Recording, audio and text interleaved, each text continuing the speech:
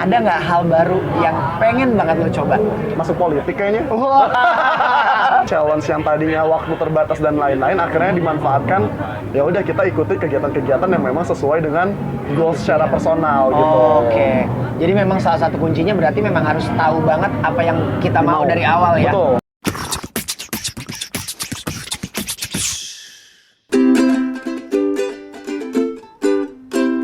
Mencoba minimalis. Powered by MLab. Gue lagi bareng sama Mas Rido ya, Ya. marketingnya Idea Fest ya. Halo, Beliau nih teman-teman. salah satu sosok penting di balik Idea Fest ya.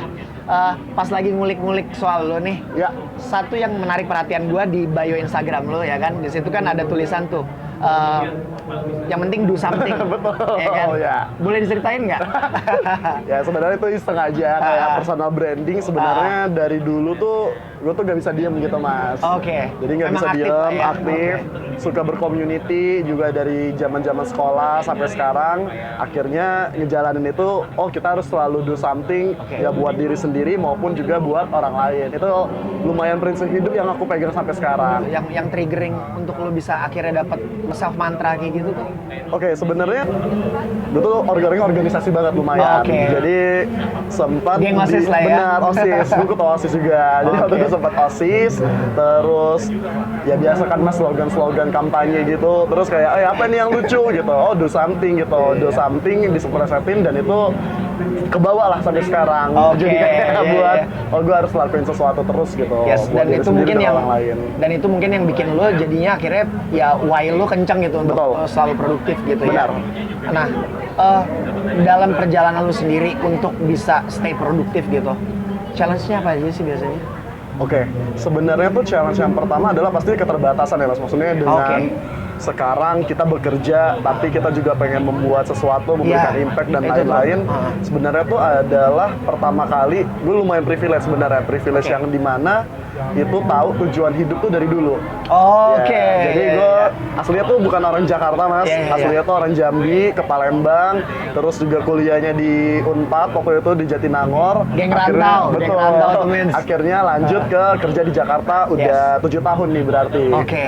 Dan dari dulu tuh gue spesifik pengen memang dunia kreatif industri. Kreatif Oke. industri spesifiknya dulu mungkin lebih ke event dan film. Oke. Makanya jadi udah tau nih Pep, oh gue kuliahnya harus ke sini, Iya. ikut komunitasnya adalah komunitas kreatif, Iya. orang-orang yang marketing gitu khususnya karena juga background dari pendidikan. Iya. Nah, dengan itu sebenarnya jadinya challenge yang tadinya waktu terbatas dan lain-lain akhirnya dimanfaatkan. Ya udah kita ikuti kegiatan-kegiatan yang memang sesuai dengan goals secara personal gitu. Oke. Jadi memang salah satu kuncinya berarti memang harus tahu banget apa yang kita mau dari awal ya. Betul. Gitu. Oke. Dan karena tadi lu juga mention film, kebetulan gue juga ngajar film, jadi Oh, mudah-mudahan gitu. kita kapan-kapan Cocok. bisa kolaborasi ya. Aman, nah. Nah, selama garap Idea Fest nih ya kan, apalagi lo kan sebagai head of marketingnya Ya. gitu. Ada nggak momen-momen yang paling memorable yang lo rasakan gitu? Oke, momen memorable tuh adalah yang dimana kita tuh stakeholdernya banyak banget mas. Oke. Jadi tadi kayaknya udah ngobrol sama Mas David juga Iya. kan ya. Nah, Mas David tuh ada 550 speakers di Yes. tahun ini, yang dimana itu adalah rekor kayak di Mas 50 ini tuh punya cara kerja, cara berbicara, komunikasi yang berbeda-beda Betul, gitu benar, ya. benar, Jadi benar. unik-unik lah gitu. Benar.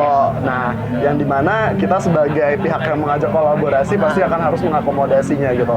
Memorable-nya adalah kerja dengan begitu banyak orang, itu akhirnya tahu, oh setiap orang tuh punya sisi uniknya. Oke. Dan dari Idea Fest sendiri tuh sebenarnya justru yang gue lumayan emis, orang tuh udah bukan lagi mengejar sosok-sosok yang ibaratnya, let's say ya terkenal Iya, gitu, punya atau followers prominent gede, gitu ya. prominent, yang kita kira itu bisa bawa masa gitu kan, secara marketing gitu.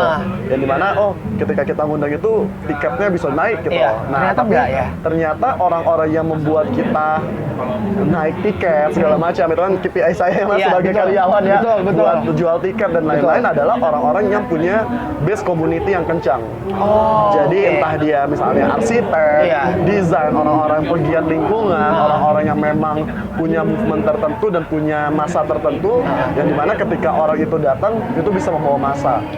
Jadi memang yang lumayan emis adalah di IDFS sendiri dengan kuratorialnya dengan tim Mas David tadi adalah bisa ketemu sama orang-orang yang punya tadi influence, beda-beda. influence segede itu, dan memang punya caranya masing-masing yang tadi aku bilang ya Mas, cara mereka berbuat sesuatu, mungkin mereka bukan bekerja tapi ya itu voluntarinya mereka itu benar-benar belajar dari banyak orang sih di IDFS ini. Itu yang paling memorable. Oh, nice. Gue mau ngajak lo main nih. Oke. Boleh ya. Jadi di sini kita ada conversation cards ya dari tentang kita sama DBS. Dirimu bisa pilih 2 ya. Oke. Pilih satu-satu dulu. Silakan. Oke, aku ambil yang sini dulu deh. Yes. Ya. Sebutkan satu hal yang tidak akan dipercaya oleh dirimu waktu masih kecil dari dirimu yang sekarang. Yes. Wah, berat ini. Debunking the myth nih. Iya benar. Oke. Apa kira-kira? Adalah gua merantau selama ini sebenarnya. Karena Oke. dulu tuh Waktu masih kecil? ya kan gue tinggal di Jambi dan Palembang kan, dan memang ngerantau itu tuh keputusannya waktu zaman SMA lah. Dulu mungkin Oke. mikirnya habis kuliah gue akan pulang gitu. Iya. Tapi karena memang kreatif industri itu pusatnya memang ada di Jakarta, bahkan nggak dipunyai kota lain ya. Iya. Ya pastinya dengan income yang sesuai lah gitu Iya, yang diharapkan. benar-benar. Itu nggak Benar-benar. mungkin didapatkan di kota-kota lain.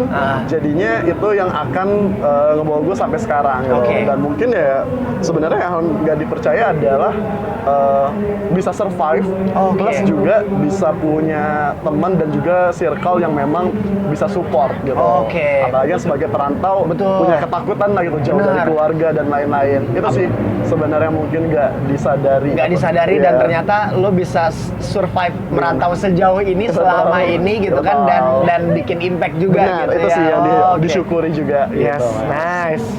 Oke, boleh pilih satu pertanyaan lagi? Boleh. Ah, Jangan. yes. Kayaknya Ya. kedua. Ah. Wah, apa arti kebahagiaan untukmu? Waduh, apa arti kebahagiaan untuk anak rantau bernama Bang Viro Ridho?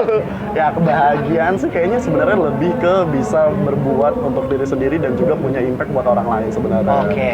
Karena pasti yang priority pertama adalah diri sendiri, punya kebahagiaan yang dimana ya itu macam-macam ya, bisa Yeah. dari achievement, bisa dari menemukan partner, bisa dari pekerjaan dan lain-lain. Tapi ketika kebahagiaan itu bisa ditularin, itu adalah another level kebahagiaan, level up-nya lah, Oke. upgrade-nya. Ada next levelnya lagi tuh ya. Betul. Oke, ya. Mengurangi yang nggak perlu versi Ridho apa sih? Oke, mengurangi yang nggak perlu adalah hal-hal yang memang tadi tidak sesuai dengan goals personal sebenarnya. Oke. Ya gitu, tadi ibaratnya dulu tuh gue sempat di masa gue ikutan semua kegiatan gitu Mas. Oke. Ada acara tech gue ikutan, ada acara arsitek Event gue apa? ikutan, ada event film ikut, ada event musik ikut gitu. Tapi sampai akhirnya kayak, oh ada batas lemahnya lah gitu, batas Iya. lelahnya, dan dimana dengan waktu sekarang juga makin terbatas, mengurangi itu adalah mengurangi aktivitas-aktivitas yang mungkin memang Nggak tidak sesuai sama goalnya. Oke. Goals ya, goals itu juga macam-macam, gak cuma tentang karir, tapi bisa tentang keluargaan, bisa tentang fisik gitu Ya, ya, olahraga dan lain-lain. Benar. Jadi mengurangi hal-hal yang nggak perlu untuk hal-hal yang lebih kita targetin tadi gitu. Nice. Pertanyaan terakhir nih. Ada nggak hal baru yang pengen banget lo coba? Hal baru yang pengen gue coba? Yes. Masuk politik kayaknya. Wah. Boleh diceritain nggak kenapa?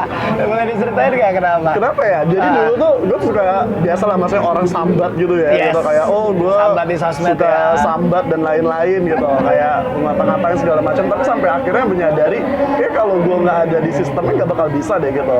Maksudnya juga iya. sama ya, kayak ketika mengasih masukan dan lain-lain. Tapi punya hal-hal yang bisa berbantu untuk banyak orang dan memang punya suara di sana, kayaknya emang harus masuk ke sistem. Harus gitu. masuk ke sistem, ya. Betul. Oke. Dan tapi itu belum dilakuin ya. Yes. Karena ya banyaklah pertimbangannya pasti gitu. Betul. Cuman itu lumayan menarik kayaknya. Ya, Bang Viro Ridho langsung standby ya buat kalian-kalian di luar sana yang mau ngerekrut ya. Boleh. Jadi kader ya, atau jadi pimpinan langsung. Ya lah, kita start aja ya. Yes. Mulai kecil dulu. Betul, yang penting do something ya. Benar, yang penting do Yes. something. Kita ada oleh-oleh nih Terima kasih dari banyak. Mencoba Minimalis. Terima kasih. Semoga Aku bisa juga bermanfaat sering bantu buat dengar. dirimu. Dan Iya. personally, gue juga tadi bilang makasih sama Mas David Irianto karena mencoba minimalis nggak akan ada kalau nggak ada Idea Fest. Wah, Karena gue betul. sama Puri sendiri, kita pertama kali ketemu lagi itu di Idea Fest. Wah, luar biasa. Gitu, jadi dari Thank you. situ ketemu, ngobrol, and then lahirlah mencoba minimalis. Luar biasa. Jadi gue mau Thank you juga banget. sama lo Sukses ya. terus buat teman-teman mencoba minimalis. Thank you. Jangan lupa di follow ya Yes, pastinya. yes. Gitu.